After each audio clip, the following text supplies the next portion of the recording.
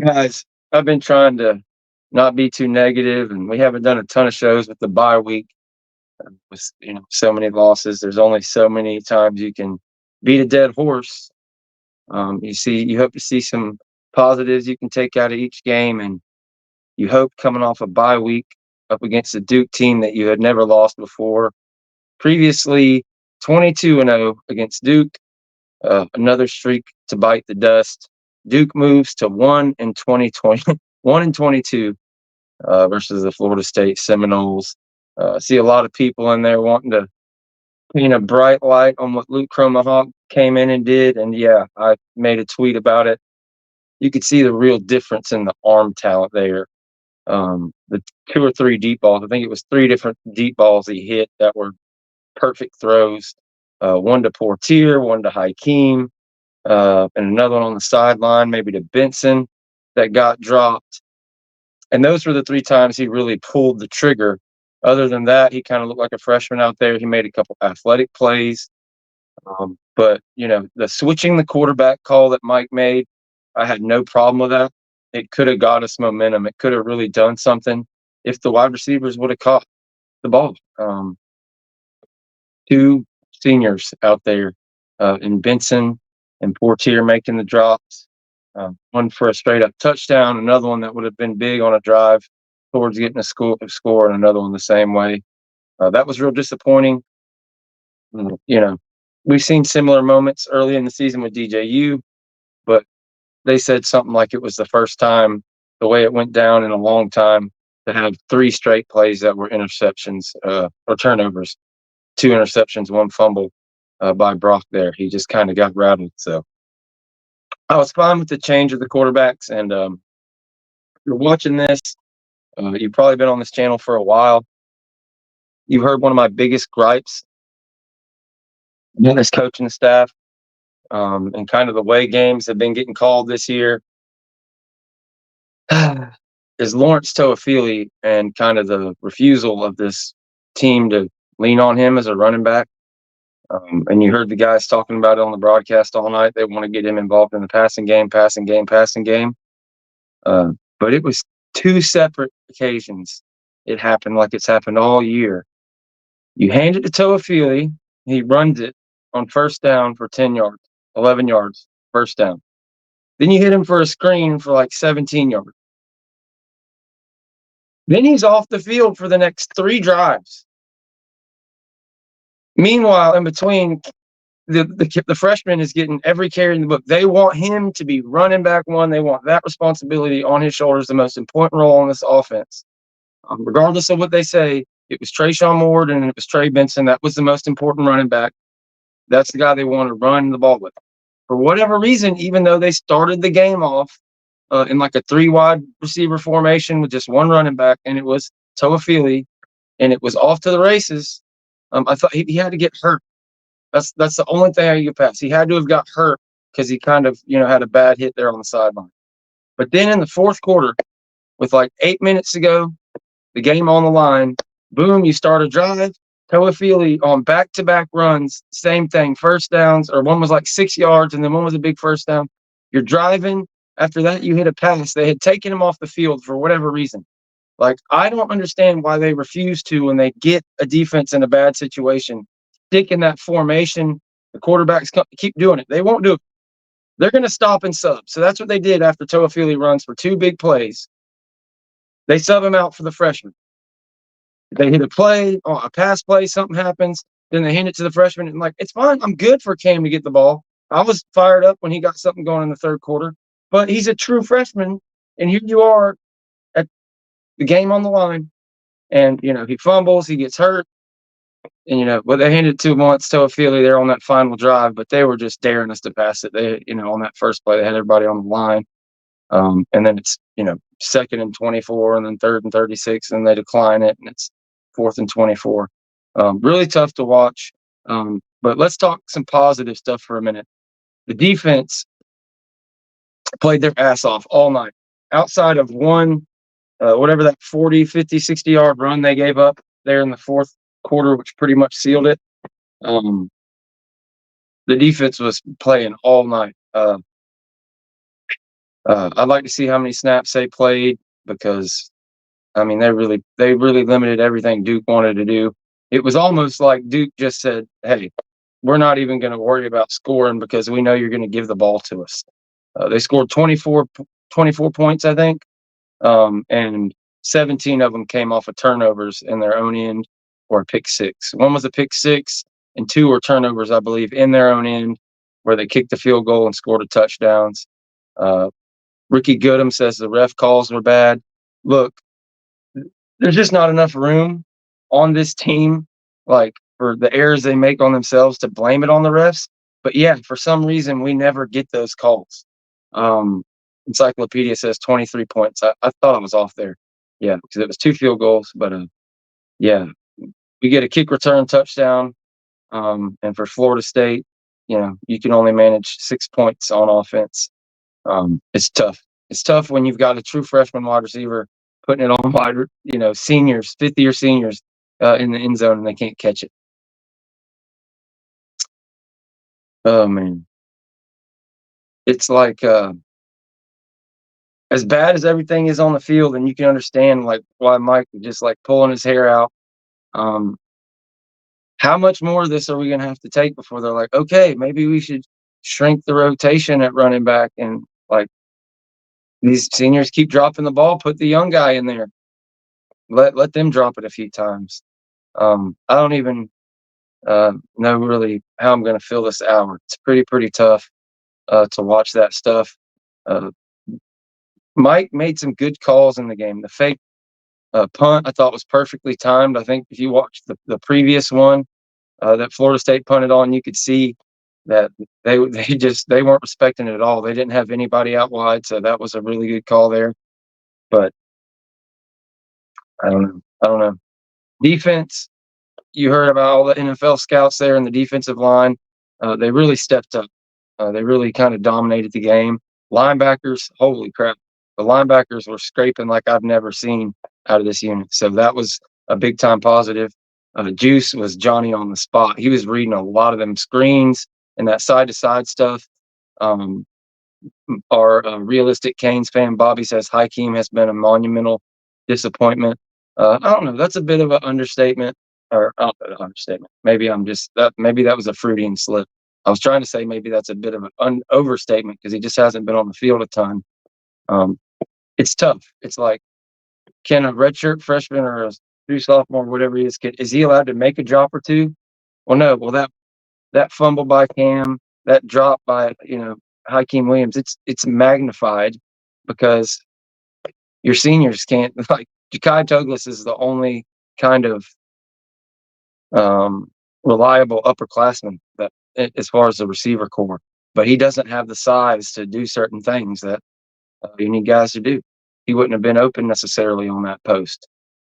Yeah, it was, but you have your senior down there that's 6'3", 210 pounds or whatever he is, in Kentron Portier, a guy that before this season he was never good about getting separation, but he had a pretty good catch rate.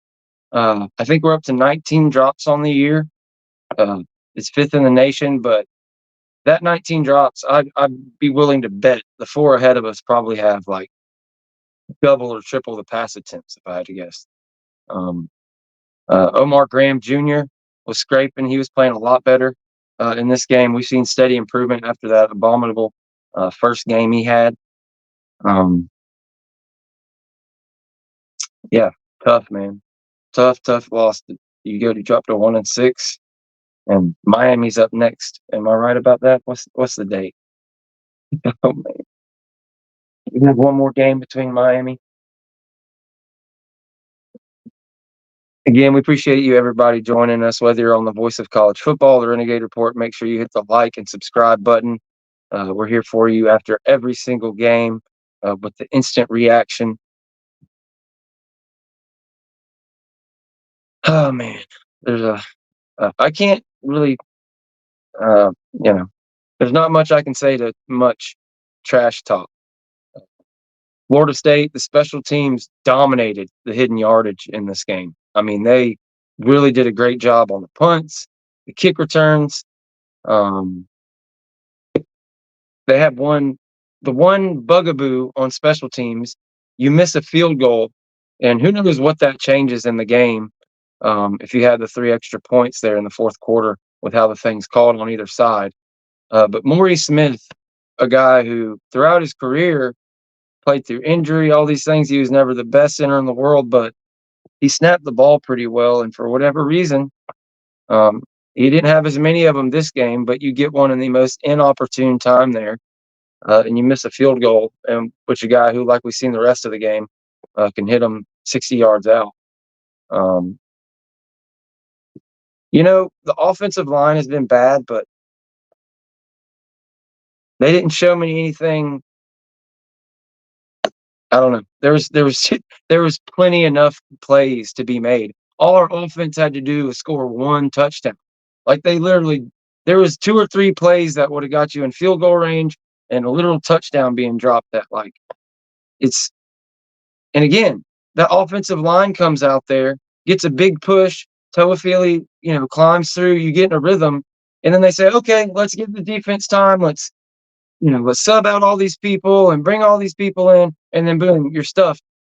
It's like I'll never understand it. Anytime they get any momentum, they kill it themselves, and it pains me to see. And knowing how good the passing game is, I know you want to set it up, but it's the same thing. Like the refusal to see what kind of game you're in a rock fight, to kind of just stick to the running game. If you watch what they did, they were averaging no yards per carry the entire night, but they stuck with it. And all of a sudden, they busted one for 60 yards in the fourth quarter. And for whatever reason, Lawrence Toafili gets 1 carry for 10 yards. And then between Brock Glenn and Cam, there's another 10 carries before he gets the ball. Um, he said he went back and watched all the plays of every game this season. And when they opened the ball with the running back being Lawrence Toafili, not the tailback, and handing him the ball, I said, okay, maybe they're going to try and lean on the senior who is a Duke killer, who, you did all these things with. We've yet to see the Wildcat, and I hate to beat a dead horse because it's like there's not many things you can do. Like you can kind of see why maybe they didn't want to put Brock in there. But I just don't like what is the need to have a true freshman running back get all the carries and leave a senior on the bench? Like I'm all for Cam. Like I think Cam and Toa could be a perfect smash and dash. But like, okay, sub a tight end out and bring Cam in, so at least you've got 2 running backs. Like even the announcers every game, they're like, "Oh, when Toafili carries it, look, the linebackers and everything sucks up, so you can make these plays." I don't know, man. I've been calling for it all year. I don't understand what the deal is, but I also thought this was a good football team along with everybody else. We'll see what happens. Cam's injured now. I'm guessing we're going to see more Singleton, but just for an experiment, I would like to see a game where they just let Toafili give him in a rhythm and continue to give him opportunities at this offensive line and figuring out what his blocking is going to be. But it's like it feels like by the next time he gets in the game, it's a whole new group of offensive linemen. It's like Robert Scott has to come in for Darius Washington for one play, gets a hold. Just dysfunction junction, baby. All the opponents are in the chat having a good time. I appreciate you guys for joining us for about 15 minutes here. If there's any questions you have, any thoughts or concerns, throw them up in the chat. And if it's something that's not profanity ridden or is a good question, I'll throw it up there. Azaria Thomas looked pretty damn good. He's an NFL corner. I have to look back. I'm not going to cast aspersions, but there's a little bit of that wanting to be an NFL corner in college football and not necessarily wanting to tackle on some of these gang tackling plays. Whatever. You can say you're punching the ball out or not. I'd like to see him play a little bit more like 24. 24, again, I have to watch the film, but he closed in the gap a couple times on one particular play on a running back. He saw a gap open up in a 2 deep safety look, and he got there and really popped the running back. So, again, on the positive side of it, this defense really played their butts off all night long. Duke was not going to try our defensive backs many times. They got a few good plays. Cyphers made a good plays. The commentary was all on it. If there's one unit on this team that is coached up, it's Patrick Surtain's unit. Because you see all those guys doing the same exact thing There's been issues where they used to get a hold of the jersey and they would get these pass interference and holding calls, but they figured out something there with that right arm. They get it right there on the lower back of the player, and they're not getting these holding penalties. And as soon as the ball gets there, that's when they grab on and they make the tackle. Just beautiful form by the DBs all night long. You saw Conrad Hussey get in there and play with this kind of passion we were more accustomed to see earlier in the year on special teams, albeit. So tons of positives. Like if we could just show any kind of pulse whatsoever on offense, you know, that you could win some games. But it's just not there. Um, and then like you finally get a turnover to where you're immediately in field goal range on the defense, and somebody makes a lazy, play or whatever happens, and you get a penalty. So boom, that wipes that turnover out. That's the one thing this defense hasn't gotten is pick sixes and turnovers and things a lot. Encyclopedia comes in with the $5 super chat. We appreciate you, brother. Defense put up a great effort. 609 points allowed for this. All this offense should be. Oh man, I'm not gonna say. I don't know if that'll get us kicked off YouTube, but this offense did not execute. That's for sure. Really mad, but go Knowles as always. Yeah, man. I don't know if I have it in me to be mad anymore this season. Disappointed, disgusted, all the things.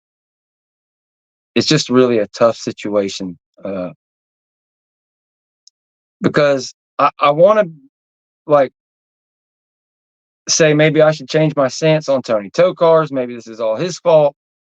But I don't know how you're supposed to take a redshirt freshman and a true freshman quarterback and establish a rhythm and grow and start to win football games when they make perfect NFL drop in the bucket catches for redshirt seniors and they can't catch the ball. And it's not one of them, it's all of them. All of them. We were hard on Brock because he's got some ungodly amount of drops, but we're pushing 20 drops now. It's all about the future on the offense, trying to figure out what the hell you can take forward, build up Luke and Brock or whichever one, figure out who's going to be the guy and keep at least one of them. You don't want both of them to leave. Again, yeah, not like I love what I saw of Luke. I can't take anything away from him. He was making some NFL throws out there. He made 2 or 3 throws, like I said earlier. I believe it was 3 of them that were legitimate NFL throws. Okay, he made a few bad decisions. He made a few late throws on some of that quick game and stuff, just like Brock and everybody else has at quarterback this year. But yeah, it's just kind of tough spot to have a true freshman as the fourth quarter was closing in. So again, I'm not going to question a ton of what the Mike Norvell's play calling and things are.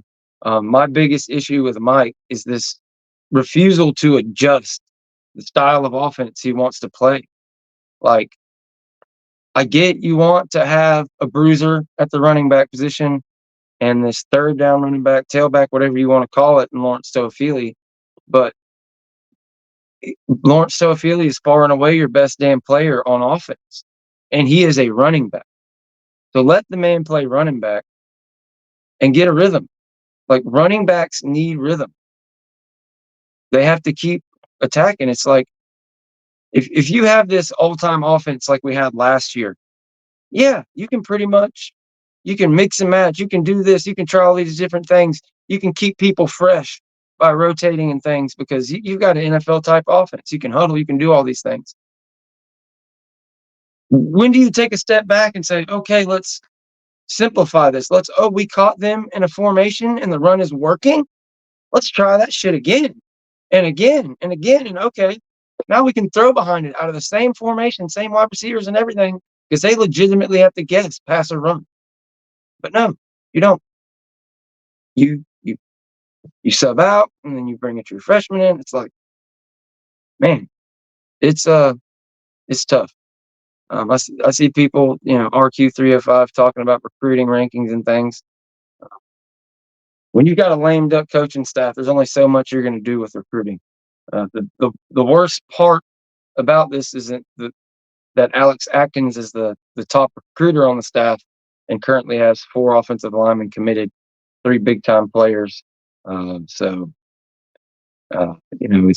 we've been talking about. I know a lot of people are furious. I'm pretty disappointed in the offensive line play, but you got to figure out some way to keep him as an offensive line coach and also bring in an offensive coordinator to take over this operation. So we're going to see how that's all going to work out. Signing day is earlier, which is like, you hate to say this, I don't think it's good for the kids, but that works into your school's favor if you're going through these coaching changes and things like that. So a lot of times it takes longer. So I guarantee you, I don't know what Mike's going to do, but a lot of these schools aren't going to fire coaches until after that, December 4th signing day. They're going to get those financial aid, NIL contracts, whatever they're doing now on the signing day, and then they're going to let the coaches go. But yeah, there's a lot of guys that got to go. Wide receiver, it's unreal how none of our wide receivers can block or catch the football. And the hardest part of it is that they just keep getting opportunity after opportunity after opportunity. And like, okay, I'll take your word for it. I guess the freshmen and the sophomores, like we saw with Jalen Brown, it's like, how come the transfer that's a true sophomore is able to get all the touches?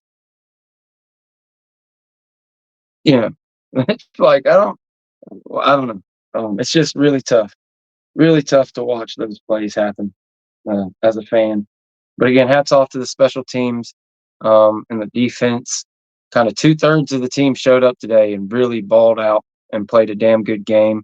Again, outside of one play or your offense player, you know, Maury Smith doesn't hit a snap. Oh, I missed a button there. Yeah, really tough.